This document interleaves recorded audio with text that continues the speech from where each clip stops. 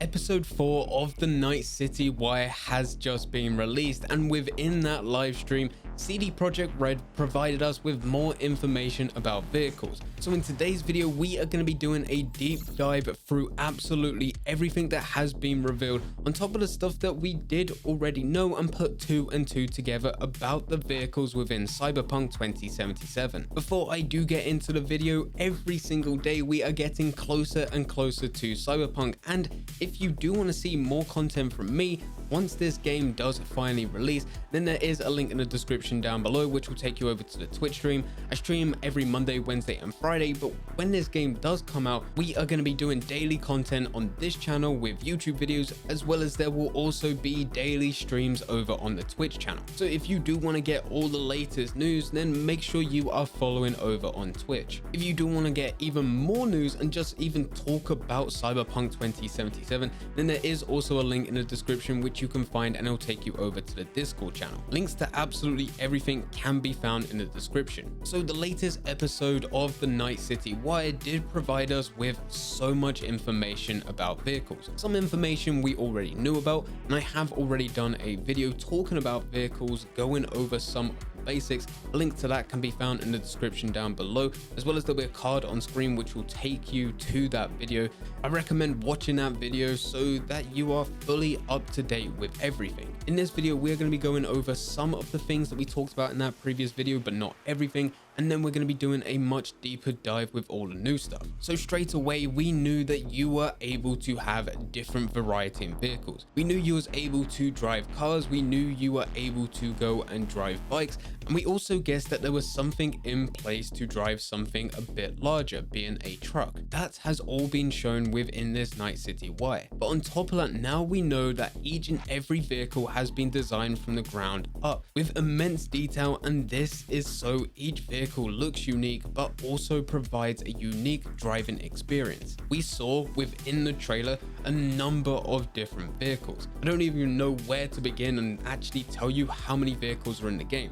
CD Projekt Red haven't revealed a specific number as of yet, but once you start to add everything up, it does look like there's a lot to it. And we're going to be going through some of the variation a bit later. But to begin with, the first thing we need to talk about is the vehicle classes. So no matter how many vehicles there actually are within this game, they do belong to one of these classes. To begin with, we have the economy class. This is not the nicest class. They haven't got the best of the best of the best cars within the game. There's no advanced tech or there's no luxurious materials. These are your utility vehicles, everyday cars that your average person will be driving. It will definitely get you from point A to point B, but don't expect to get there anytime quickly. If you are someone that is wanting to go down the nomad life path, it does seem like you're going to be starting out with a vehicle that belongs to this class, as it is a vehicle that doesn't look particularly amazing, and we already know that it broke down and you had to take it to a garage. So if you have this type of vehicle, you're probably going to be using it just to get around, but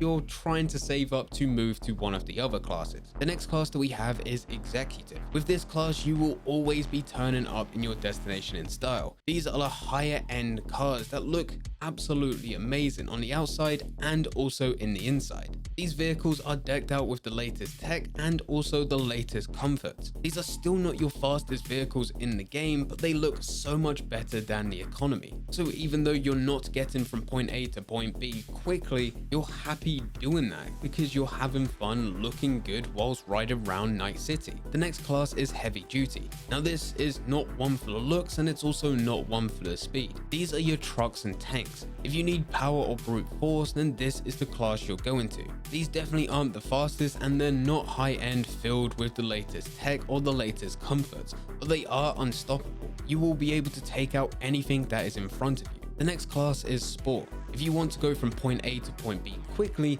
then you need to get yourself a sport car. The sport class is heavily recommended for street racing, driving away from the NCPD, or even just showing off when driving through Night City. And then finally, you have hypercar. These have a similar speed to the sports class, maybe slightly a bit slower, but where they lack in speed, they more than make up for it in body armor. These vehicles seem to have a bit of every class having high tech, speed, armor, and still also looking very, very good. These are the hypercars of Cyberpunk 2077. Those are the main classes of the different vehicles within Cyberpunk. The CD Projekt Red did also reveal that there is another car that doesn't quite fit within any of these categories.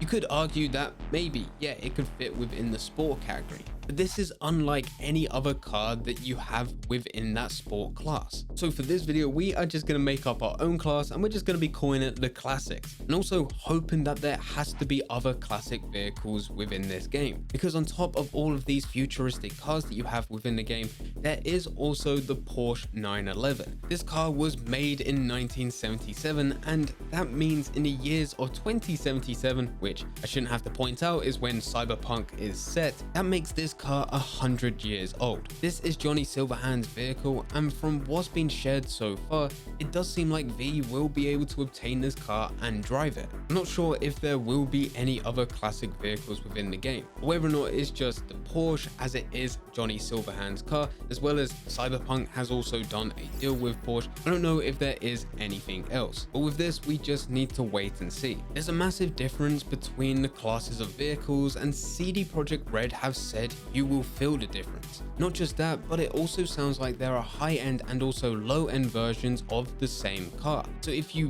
buy into a specific hypercar, it looks sporty, nice, shiny, it will drive better and be faster than the lower-end junky version of that exact same car that you managed to steal. So this brings a huge variation to the types of vehicles you can get. Paul DeLacy, who is the senior vehicle artist who did make an appearance on episode 4, said if it looks cheap, it will probably drive cheap. So that is definitely something to look out for when playing Cyberpunk. Adding to this of it looking cheap and most likely driving cheap, there will be different types of vehicle interiors that you'll get for each and every vehicle, but on top of that, you will see a difference for vehicles that is based in Night City compared to the vehicles that are out in the Badlands. The ones within the city will have a much nicer looking interior. CD Projekt Red talked about how if you steal a car in the city, you're going to have a much cleaner looking dashboard. As soon as you get it, turn the engine on, the dials will light up. Whereas if you stole a car in the Badlands, the dashboard will look completely different. It might have a different style, dials don't really turn on, and the dashboard could very well have already been ripped out. So for every single vehicle that you get into, it could be a different experience every single time. As you get to the point of where you've spent hundreds upon hundreds upon hundreds of hours playing this game,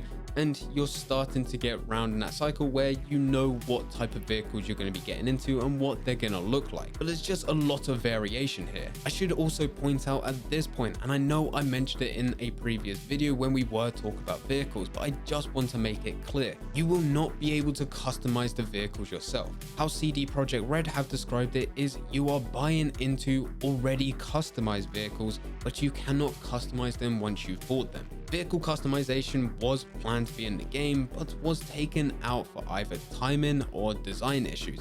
But whatever the reason, you cannot actually customize the vehicle. And for me, this was a disappointing factor because I really like having my own vehicle and making it mine. And even though I still really want that, I am starting to see the other side of this, of where I probably would have just got the vehicle that I wanted, customized it, and stuck with that vehicle throughout the whole of the game. And I would never have changed it. So with how CD Projekt Red have done it, there's so many different variations of vehicles that I'm gonna have a different driving experience for every single vehicle I get into. We know vehicles can be bought or stolen. We knew this for quite some time, but more information about how to buy vehicles is now provided. Originally, we all thought that you would just go to a garage and buy it, but it doesn't actually sound like that. The thing that Paul DeLacy said is that your fixer will contact you asking if you are interested in a specific car because it's for sale. If you are interested, then you need to go to a location, pay the money, and there you go,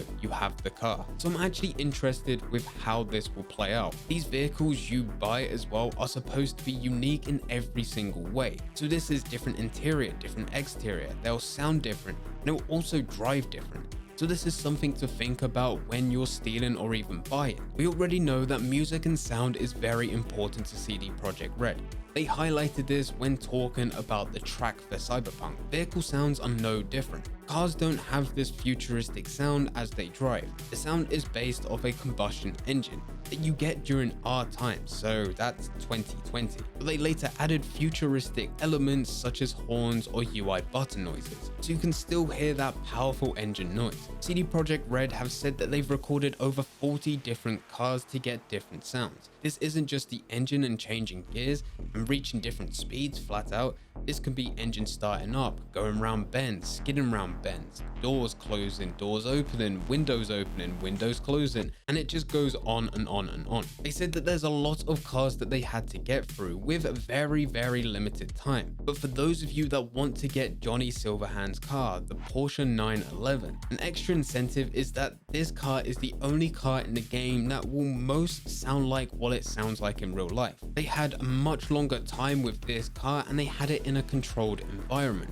So they were able to use a number of mics in a number of different places to get the exact sound of the car. There's only one other vehicle within Cyberpunk that will come close to this, and this is the Arch motorcycle. Arch Motorcycle is a custom production motorcycle company.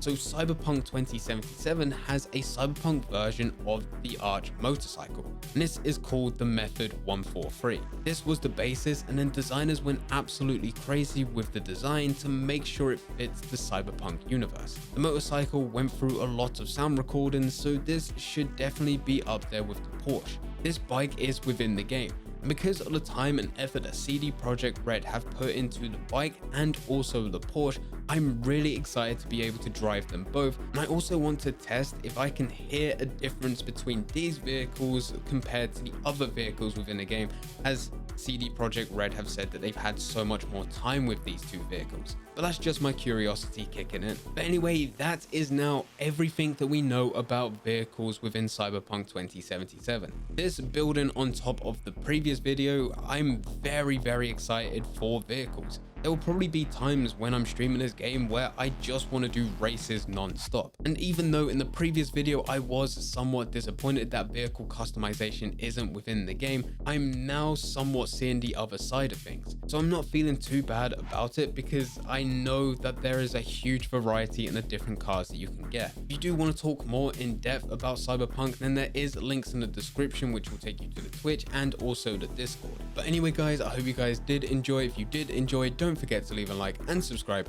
But for now, I'm going to see you.